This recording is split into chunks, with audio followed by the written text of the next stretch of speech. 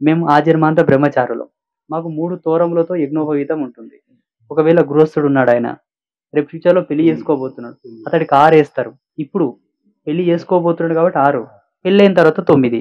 ఈ పద్ధతులను ఎందుకు పెట్టారు? సన్యాసి అయిన వాడు గూడా యజ్ఞోపవీతం ధరించాలి. ఉందది. ఆచారం ఉంది.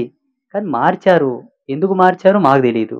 నేను చాలా సార్లు గూడా తర్జన భర్జన పడిపోయిన మీరన్నట్లనే. భగవంతునికి యజ్ఞోపవీతం ఉన్నప్పుడు అటు ముందొచ్చినటువంటి యావన్ సాధు లోకానికి, ఋషి లోకానికి అందరికీ యజ్ఞోపవీతం ఉన్నది.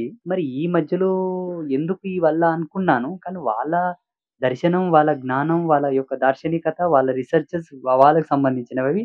సో, వాళ్ళేం దర్శించారో ఆ రూల్స్ పెట్టుకున్నారు. నేనైతే దాన్ని తప్పనను.